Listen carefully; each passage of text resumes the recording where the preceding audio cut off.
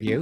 Book one is all about the books that I read for the last 40 years. And today I have my special guest, a physician dedicated to improving the experience of healthcare for all.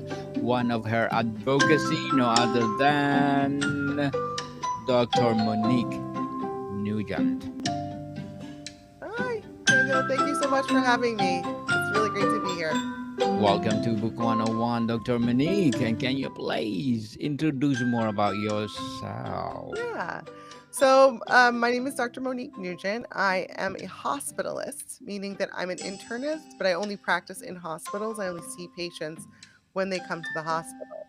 And my career and my advocacy and my love in my career all stem around that, around patient-based care and the experience of being hospitalized for patients and the people who support them, loved ones, caregivers, friends, and family.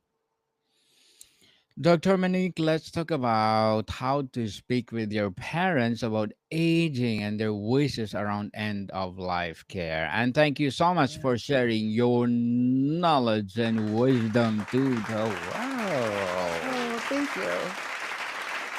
Why is it Why is it difficult for adult children to Mm. initiate conversations about aging and end of life care with their parents?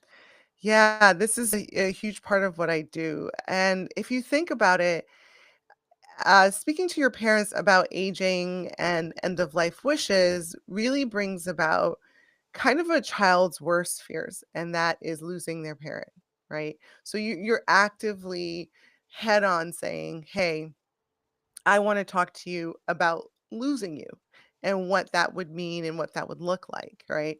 And it's just not something that people are ultra comfortable talking about in general.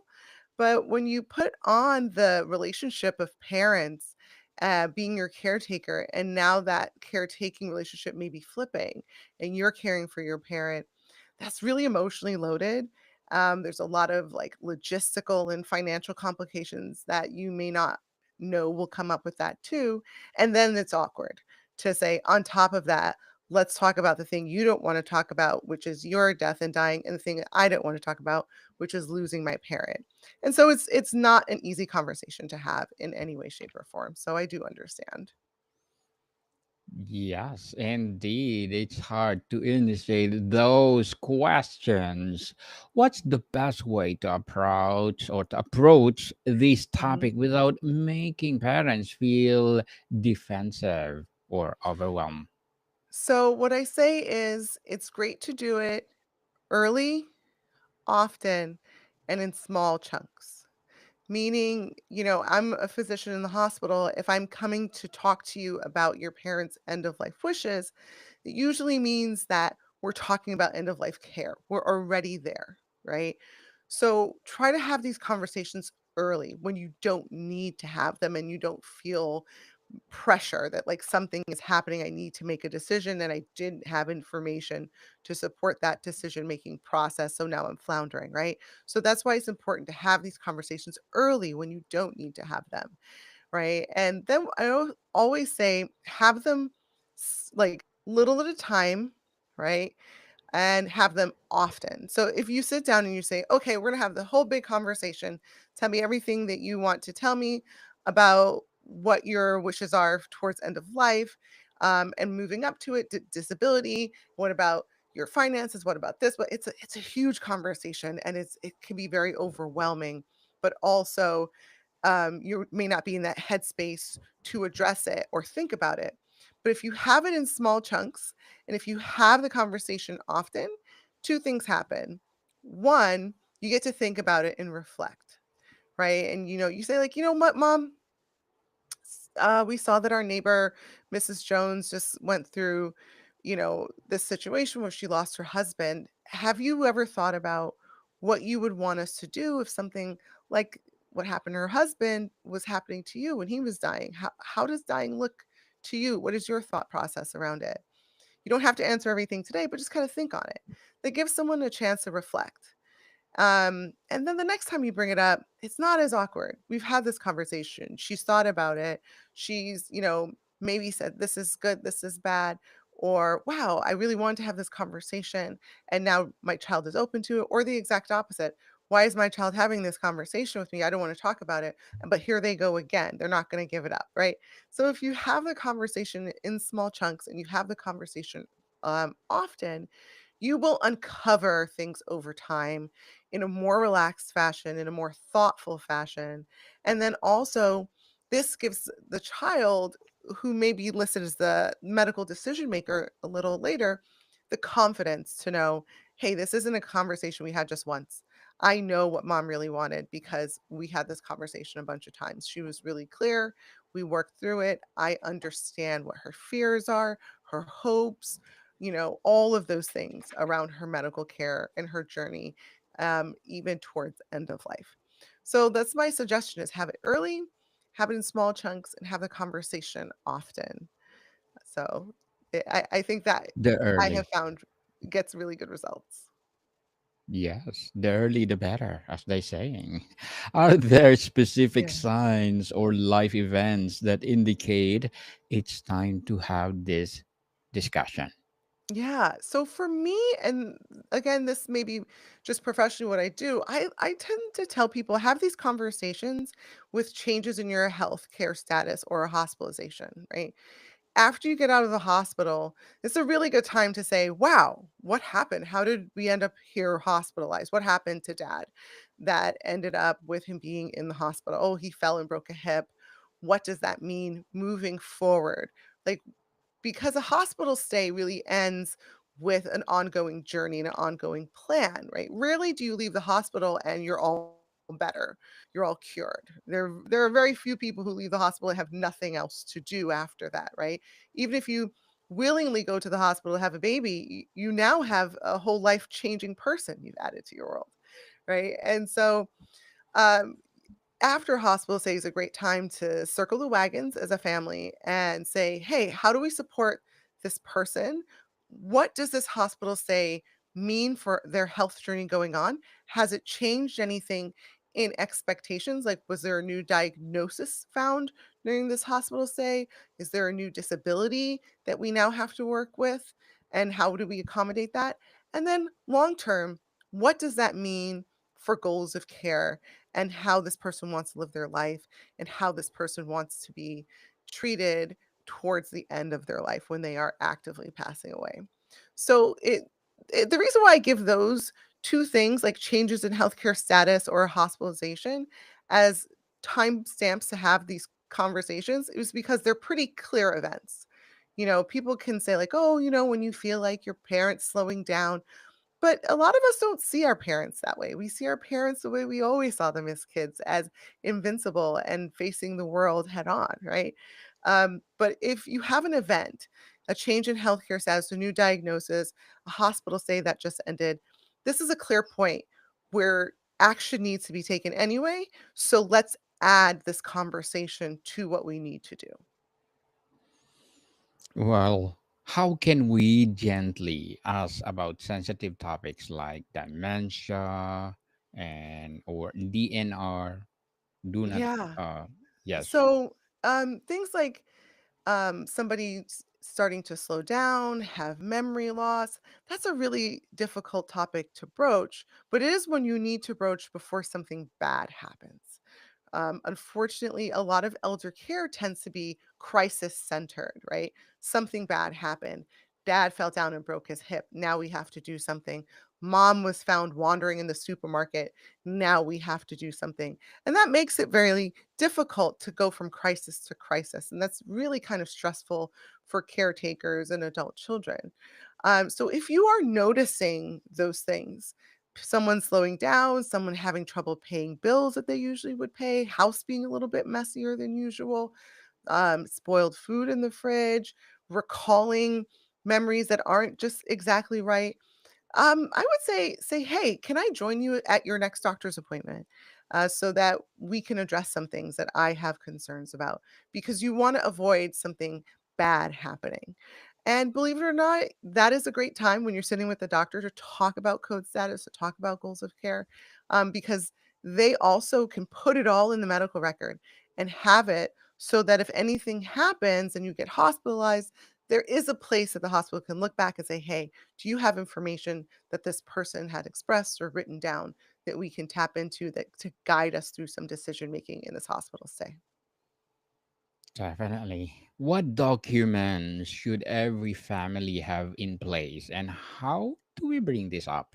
Like, Yeah. you know, So, the document that I really encourage everyone to put in place goes by different names in different places. Some people call it a living will or an advance directive. And this is really a document that you make when you are of sound mind, have time, you sit down and you write down a couple of things. And the first thing you're going to write down is who is going to be the person to make decisions for me if I can't make these medical decisions for myself. Some people call that person a healthcare agent. Some people call that person a healthcare proxy. Some people may call that person the medical decision maker. Whatever the nomenclature in your area is, the role is really the same. If I can't care for myself, if I can't make these decisions for whatever reason, who is the person the doctor should go to get those decisions made? So that's the first thing you're going to write in that document.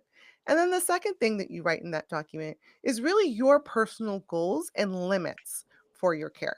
And the reason I put in limits is because people can often say, "Well, I want everything done." But I don't think we understand sometimes what everything means, right? I think we sometimes get caught up in this TV version of healthcare where, oh, we are able to just essentially give you a robo body, right? We're going to turn you into a RoboCop. And that's just not the reality. So sit down and think about what are things I definitely would like to try to have done if needed. And then what are things that really are just kind of crossing the line for me that sounds a little bit too invasive or goes against my religious beliefs, or really, I want to avoid suffering. And that sounds like something that would cause or prolong my suffering.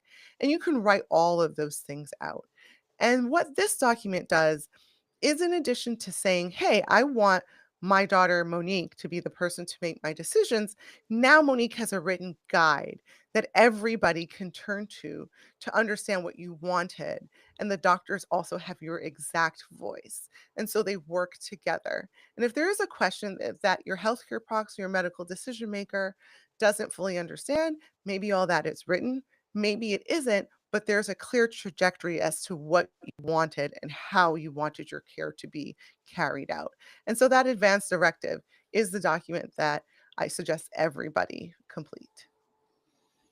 Dr. Monique, how do you handle resistance from parents who avoid these conversation? Or I say, I don't want to talk about this. Yes, I know, I know. Believe it or not, I even have people tell me that in the hospital when I'm like, "This is the only thing I talk about. We need to talk about this right now." Um, and this is where the often and early part comes in. Because if you show you're not going to give up, I want to have this conversation, mom, dad, auntie, uncle, grandmother, because this conversation is not just important to me, it's important for you. It's important for how I can care for you. It's important for how I can honor you. It's important for how I can carry out your wishes. And the other thing that people don't realize is by having these conversations and getting all this information out, you're actually giving your children, your loved ones, a gift. And that gift is a gift of your voice and confidence, right? So if you feel like this is a hard conversation to have, imagine how they'll feel when they've never had any information and they're asked to make a lot of decisions. And the thing that I hear often from people is, well, I can't make this decision for mom. I don't want I feel like I don't know what I want to do. I don't know what is best. I don't know what they want. And those people who are the decision makers without information, they really struggle. And there can be a lot of guilt and tension that they feel in every decision that they're making versus people who have had the conversations or have it written down. They have a level of confidence and a level of ease and respect for their loved one that they're like, no, this is what they want. And I'm honoring them and I'm carrying out their wish. And it can actually relieve them of a lot of guilt or a lot of distressful and anxious feelings. So frame it that way. Say, look, you're doing me a favor. you're doing me a favor by letting me know what you want. And that's going to really mean a bunch to me. And again, have the conversation little at a time until you kind of wear them down. They'll eventually give in. Dr. Unique, as a physician dedicated to improving the experience of healthcare for all, what are your short term and long term goals? Well, I want to keep doing what I'm doing. I really enjoyed the process of writing my first book. And I'm actually in the process of starting my second. And I want to continue writing. I want to continue teaching, speaking, and using my voice and my expertise to do the work that I did in the hospital, which was improve patients' care with physicians, providers, nurses, pharmacists, in the system within the system. I want to take that expertise and take it outside, and now give that expertise to patients, caretakers, and their loved ones so that they're also able to be active in their healthcare and their hospital stay and improve their their healthcare outcomes and experience that way.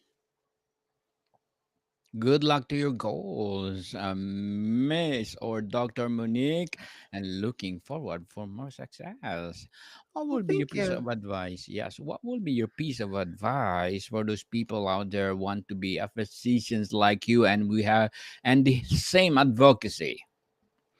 So, the biggest piece of advice what I would say is don't be so hard on yourself. I work with medical students a lot, and um, if you are considering medicine and you are in medical school, you tend to be a pretty high functioning person. And I work with med students, and I see a lot of anxiety and just unsureness about their future. And I remember feeling the exact same way. And being years out, I can see that if I gave myself a little space, a little grace, slowed down, and realized that everybody's doing the same treadmill that I am, everybody is moving along, and I'm moving along with them, and I can ease some of that anxiety and take it piece by piece. The your outcomes and your experience might be a little bit better because you can slow down and maybe take some time to see what you really, really want to do. And if you're interested in advocacy and interested in healthcare improvement, delving into the way you can do those things effectively and actually learning how to do those things well will make a huge difference. Thank you for that advice, Dr. Unique. Sorry, I always do miss, but Dr. Monique. And can you please recommend a book that influenced your journey or books that influence your Yeah. journey?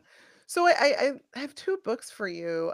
One is called Being Mortal, by Dr. Atul Gawande. On its face, it's a physician who's really going into understanding aging, disability, death, and dying, and how we do those things either well or not well within the US healthcare system. But if you take a step back and you actually read it kind of in a bigger picture, you see that it's really a son reflecting on his journey as he loses his father, who was also a physician. And you can really see and read the love in that as he delves into that and tries to uncover what does this mean for my parent, but and what does this mean for me as their child. And it's a great book, and it's a great way to have something to say like, oh, maybe I can have this conversation with my loved one. And the second book is really off topic. It's a book called The Four Agreements, and this book really changed how I interacted with the world. And it's a book from forgetting his name right now. I think it's by Don Miguel. There you go, Don Miguel. And it really talks about how you want the world to treat you and how you interface with the world. And if you sit down and read these four really simple agreements and try to make these four agreements with yourself, you will find that, at least for me, it was really kind of life changing. I don't want to give away the book, but one of the agreements was to be impeccable with your word. So say what you mean and mean what you say. And for me, when I was like, yeah, I'm gonna learn to speak really clearly and respectfully of myself and the other person, and say what I mean and mean what I say, it changed really how I communicate. and how I found I started asking people to communicate with me. So I say check that book out. It's a really great one. Thank you for the recommendations, Dr. Monique, and looking forward for your book. And please do come over and let's talk about it on Book 101. All right. Well, What thank if a you. parent, yes, you are most welcome. This podcast is created for you. What if a parent's wishes seem unrealistic or unsafe? How do we navigate that conflict? Yeah, that's something that I get a lot from my my patients' children, because your parents oftentimes really want to maintain a level of independence that maybe isn't appropriate anymore. And there is a time when it may be unfortunate that you have to be a little bit more forceful. One of the things that we see is when someone's no longer safe to drive, and their children just take away their keys and say, no, you cannot do this thing anymore. It's not safe for you or others on the road. But the thing that I try to encourage is if it's not something detrimental like driving, if it's something that you can help them build systems to be supportive of them, try that. They will People tend to be a lot more agreeable if they feel that they're heard and they're valued, and the thing that they want is the end goal. And so it may not look like what you want it to look like. And that's something that people will say, like, well, I want mom to do this, I want my aunt to do that. In the end, if they're safe and they're achieving their stated goal of a certain level of independence, and you're also achieving your stated goal of assistance, it may look very different from what you originally imagined, but try and work with them to see what systems you can put in place to help them feel supported and heard and get as independent as they want to be. Feel supported. I like that one. Dr. Monique, what is one uplifting takeaway for families who feel daunted by these conversations? Yeah. So I would say one uplifting thing is what I said earlier is that in the end, these conversations are a gift. In the end, these documents are a gift to your loved ones that allows them to honor you. It's like a dual gift. You're giving them the gift of confidence and giving them relief from anxiety of did I do the right thing? Right? To giving them the confidence to honor you in and your wishes, and then they give that gift right back to you in that same form of love and honor as they carry out your wishes the way you want to be cared for. And so it may be awkward, it may not be pleasant, but in the end, it is a really beautiful gift. Beautiful, beautiful gift for sure. And Dr. Monique, before we wrap up our discussion for today, I'm inviting you to please do listen to my other podcast, people, because my abstract essay is already in fifth season, abstract poetry in second season, and my book 101 review in fifth season too, comedy 101 in second season, and my food 101 in fifth season as well, geography 101 in fourth season, and my baby podcast Law 101 and Mental Health 101, Love Letters in third season, and my Movie 101 review and Music 101 in fourth season, and Science 101 and Sex 101 in its Busy first guy. season. Yes, please listen to them wherever you Yeah. listen your podcast. Miss Munich, what should listeners or viewers start if they're ready to begin this talk today? Yeah. So something that I really encourage people to do is check out my book, which is Prescription for Admission. And in this book, I actually lead you through those conversations and these decisions around, in code status, end of life care, tube feeding, things like that. In addition to communication skills with your healthcare provider's mental health tips, which you were talking about mental health, maintaining your mental health in a hospital stay is huge. And so, yeah, I'd say the best thing they could do to start these conversations or start thinking about how they're going to frame these conversations is to check it out. Check out Prescription for Admission as a way to get that information, that confidence to start having these conversations. Yes, people, prescription for admission. Dr. Minu, can you tell us about this book more? Yeah, so prescription for admission is really a combination of an explanation of the hospital system here in the United States, and then also a guide on how to navigate and advocate for yourself during a hospital stay.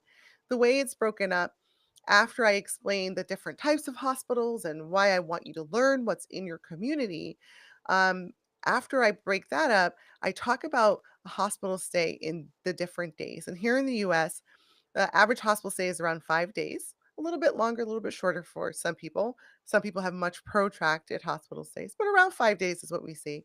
And I lead you through the events you expect on day 1, 2, 3, 4, and 5, and even after a hospital stay, how to be successful after discharge. It's a wonderful book. It is really meant to be a manual for you to use, tuck into your bag, and always have with you. I've been asked if it has a hard copy, and I say no, because I don't want it to be a hard copy. I want it to be something that you carry with you all the time, that you go to visit someone in the hospital, or if someone you know is hospitalized, you grab a copy and say, "Hey, you should really use this while you're here to see if you can improve your experience and your outcomes in the hospital." Yes, Dr. Monique, thank you so much for sharing this book to the world and inviting you again to come back and let's talk about your prescription for admission. Yes, prescription for admission. Please do book again and let's talk about it. So, Dr. Monique Nugent, thank you so much for sharing your knowledge and Thank wisdom you. to the world. So, can you please invite our listeners to support your book, your advocacy, or whatever projects that you're doing right now? Yeah, you can find everything about me on my website, which is Dr. Monique Nugent, drmoniquenugent.com. You can find links to buy the book, even in bulk if you've got a bunch of people you want to send it to. My own podcasts that I've been on, some of my writing. So go ahead and check out my website, drmoniquenugent.com, and my socials, which is Instagram. I'm the happiest hospitalist, and on LinkedIn, where I'm just Dr. Monique Nugent. Yes, people, I support Dr. Unique Nugent because if you support her, for sure, more and more empowering books like this to come, more and more empowering advocacy as well, and for sure, more and more empowering physician to come. So, Miss or Dr. Monique, Thank thank you you. so much for your time. Thank you. Monica, people, see you soon.